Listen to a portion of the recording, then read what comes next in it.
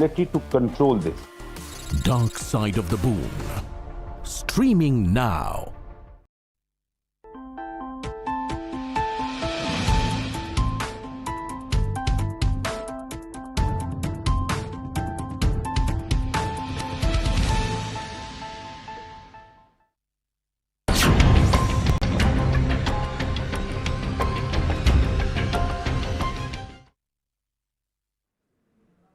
Hello and welcome. You're watching News 9 Live with me, Neha Khanna. Let's get you all the top stories that we're tracking at this hour. And well, the biggest news story of the day is this. The Supreme Court has upheld the centre's decision to abrogate Article 370. The court ruled that the president holds the power to abrogate Article 370. The court clarified that Jammu and Kashmir lost its sovereignty upon joining the Union of India, and stated that Article 370 was only a temporary provision. The Apex Court has directed the Election Commission of India significantly to conduct elections in Jammu and Kashmir by the 30th of September in 2024, that's next year. The Chief Justice of India, Justice Chandrachud, emphasized the court could not question the presidential order in this regard. The court struck down the Constitutional Order 272 as invalid. Let's hear some reactions that have come into this big story.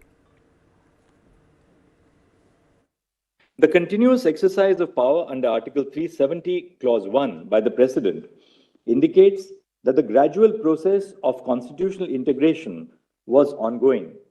The declaration issued by the President in exercise of the power under Clause 3 of Article 370 is a culmination of the process of integration. Thus, we do not find that the President's exercise of power under Clause 3 of Article 370 was mala fide. Having concluded that the power under Article 370, Clause 3 subsisted even after the dissolution of the Constituent Assembly, we have held that the exercise of power by the President to issue CO 273 is a valid exercise of constitutional power. The validity of the Jammu and Kashmir Reorganization Act 2019. The Solicitor General, appearing for the Union of India, submitted that statehood will be restored to Jammu and Kashmir and that its status as a union territory is temporary. The Solicitor General submitted that the status of the Union Territory of Ladakh will not be affected by the restoration of statehood to Jammu and Kashmir. In view of the submission made by the Solicitor General that statehood would be restored of Jammu and Kashmir, we do not find it necessary to determine whether the reorganization of the state of Jammu and Kashmir into two union territories of Ladakh and Jammu and Kashmir is permissible under Article 3. The status of Ladakh as a union territory is upheld because Article 3A, read with explanation 1, permits forming a union territory by separation of a territory from any state. This court is alive to the security concerns in the territory. Direct elections to the legislative assemblies, which is one of the paramount features of representative democracy in India, cannot be put on hold until statehood is restored. We direct that steps shall be taken by the Election Commission of India to conduct elections to the Legislative Assembly of Jammu and Kashmir, constituted under Section 14 of the Reorganization Act by 30 September 2024. Restoration of statehood shall take place at the earliest and as soon as possible. We have held that the state of Jammu and Kashmir did not retain an element of sovereignty when it joined the Union of India. We have arrived at this conclusion for the following reasons. First, paragraph 8 of the instrument of accession executed by Maharaja Hari Singh provided that nothing in the instrument would affect the continuance of the sovereignty of the Maharaja in and over the state. Second, on 25 November 1949, a proclamation was issued for the state of Jammu and Kashmir by Yuvraj Karan Singh. The declaration in this proclamation that the Constitution of India would not only supersede all other constitutional provisions in the state, which were inconsistent with it, but also abrogate them, achieves what would have been attained by an agreement of merger. With the issuance of the proclamation, paragraph 8 of the instrument of accession ceased to be of legal consequence.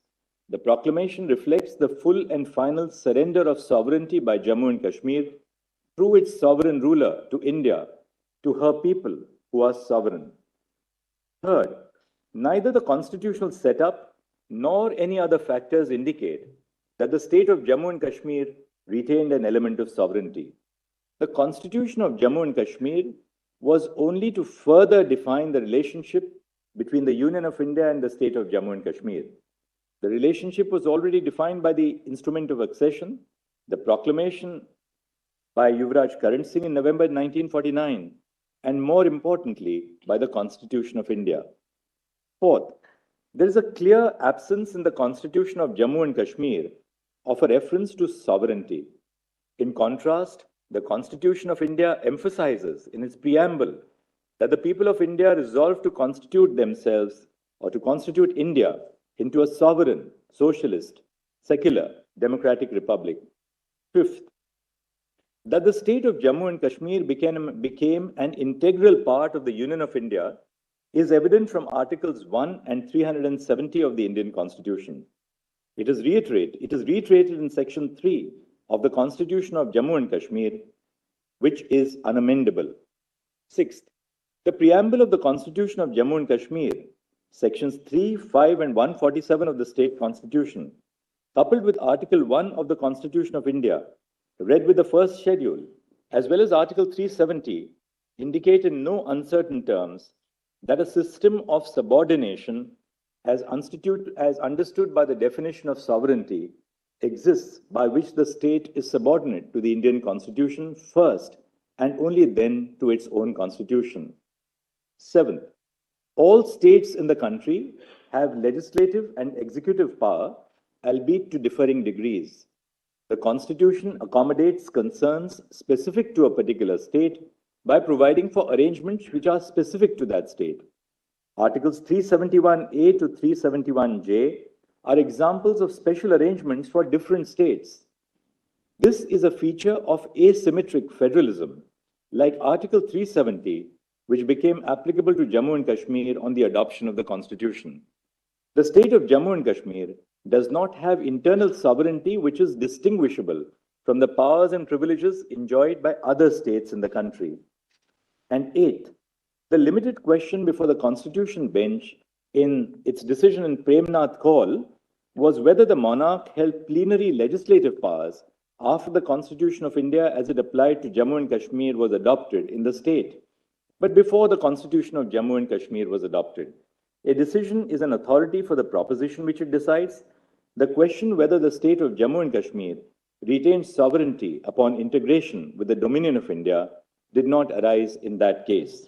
All provisions of the Constitution can be applied to Jammu and Kashmir through the exercise of power under Article 370(1)(d). The power under Article 371(d) can be used to apply one provision, more than one provision, an entire part of the Constitution, or all the provisions of the Constitution, that is the entire Constitution. The provision does not make a distinction between one or all provisions of the Constitution. Non-application of mind cannot be claimed merely because CO 272 applies all provisions of the Constitution to Jammu and Kashmir in one go. Since the concurrence of the state government was not required for the exercise of power under Article 370(1)(d) to apply all provisions of the Constitution to the state, the precedent securing the concurrence of the Union of India on behalf of the state government is not mala fide. The previous constitutional orders, which modified Article 370 through Article 367, were clarificatory and consequential. They did not have the effect of amending Article 370. We have therefore held as ultra vires the amendments which were made to Article 370, Clause 3 by taking recourse to Article 367. The exercise of power by the President under Article 370(1)(d) to issue CO 272 is not mala fide. The President, in exercise of power under Article 370, Clause 3, can unilaterally issue a notification that Article 370 ceases to exist. The President did not have to secure the concurrence of the government of the state or union government acting on behalf of the state government under the second proviso to Article 370(1)(d) while applying all the provisions of the Constitution to Jammu and Kashmir, because such an exercise of power has the same effect as an exercise of power under Clause 3 of Article 370, for which the concurrence or collaboration with the state government was not required. I.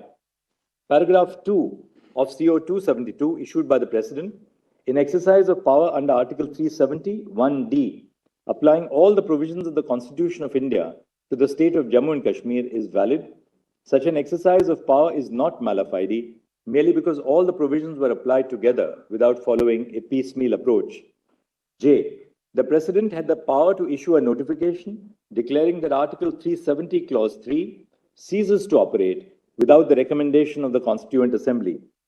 The continuous exercise of power under Article 370, Clause 1 by the President indicates that the gradual process of constitutional integration was ongoing.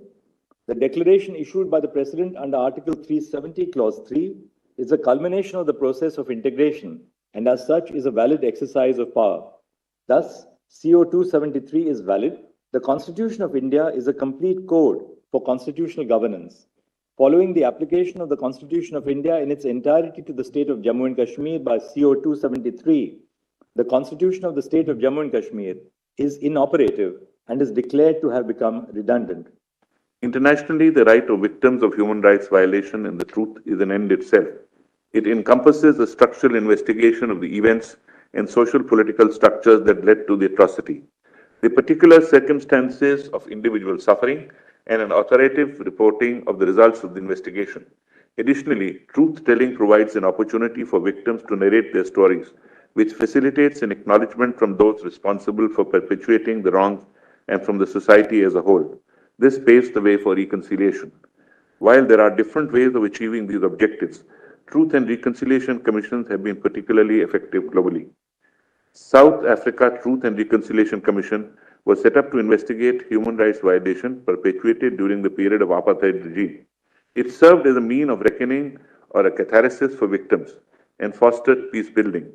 Reflecting on its success, Albie Sachs J. noticed, as a result of the TRC, the private sorrow and grief of tens of thousands was publicly acknowledged to an embracing and personalized way. Another form of acknowledgement emerged from perpetrators themselves. They had to come forward openly in front of the television cameras, owning up their crimes. Finally, there was acknowledgement by the whole country that these things have happened and can happen again, that we needed to fit all these facts together in some kind of significant pattern, which would enable us to understand their genesis and do what we could do to minimize any possibility of their reoccurrence. In the past, calls for setting up of Truth and Reconciliation Commissions have also been echoed by different sections of the Valley. In view of the inroads made globally and indigenous requests for truth and reconciliation, I recommend the setting up of an impartial Truth and Reconciliation Commission. The Commission will investigate and report on the violation of human rights both by the state and non-state actors perpetrated in the Jammu and Kashmir at least since 1980s and recommend measures for reconciliation.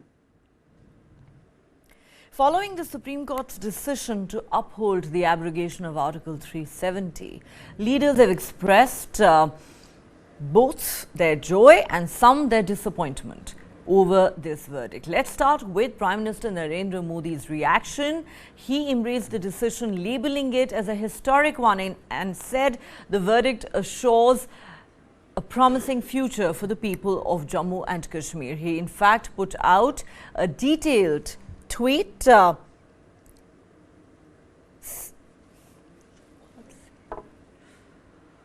saying today's Supreme Court verdict on the abrogation of Article 370 is historic and constitutionally upholds the decision taken by Parliament on the 5th of August 2019. It is a resounding declaration of hope, progress and unity for our sisters and brothers in Jammu, Kashmir and Ladakh.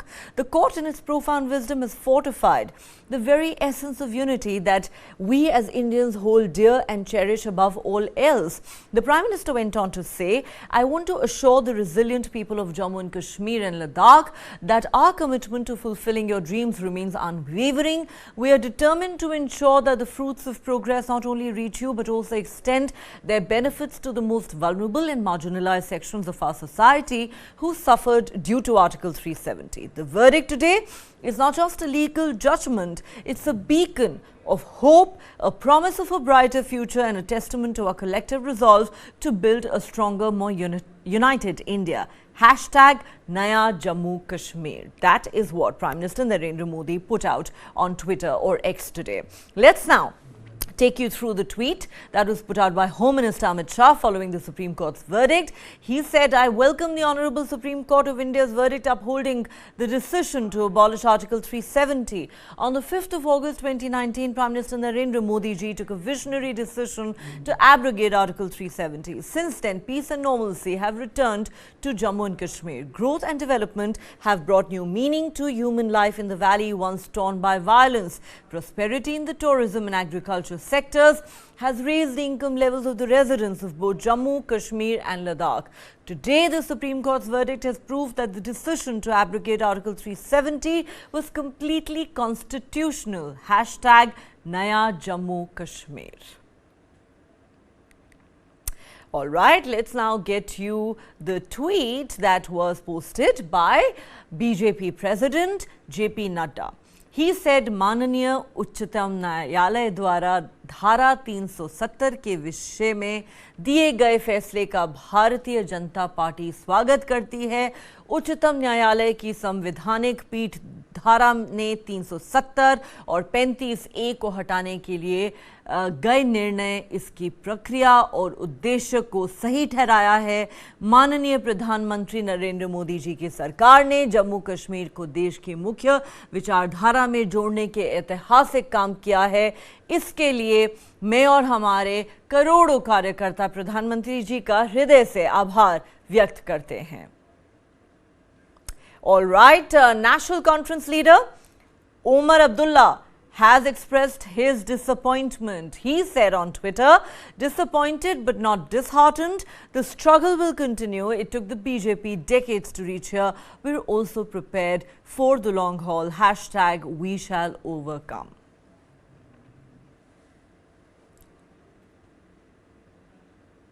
Home Minister Amit Shah has meanwhile tabled the Jammu and Kashmir Reorganisation Amendment Bill and the J&K Reservation Amendment Bill in the Rajya Sabha today. This came just hours after the Supreme Court upheld the legality of the abrogation of Article 370. Amit Shah welcomed the verdict given by the Supreme Court and said it reinforced that abrogating Article 370 was done in a legal and constitutional manner. Reservation Amendment Bill 2023 and the Jammu and Kashmir Reorganization Amendment Bill 2023 to be discussed together. Shri Amit Shah to move the motions for consideration of the following bills: the Jammu and Kashmir Reservation Amendment Bill 2023 and the Jammu and Kashmir Reorganization Amendment Bill 2023.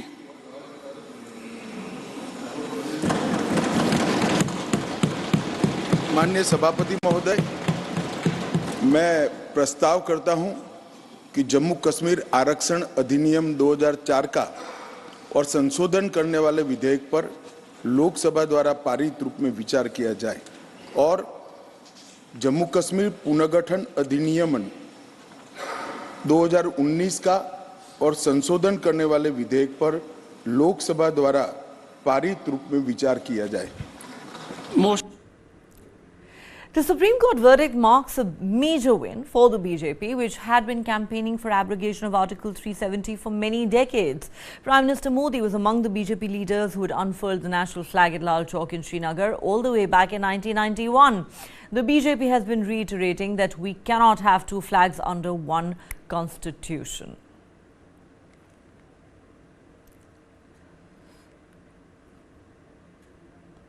Let's take a look at some of the reactions that have come into this big judgment.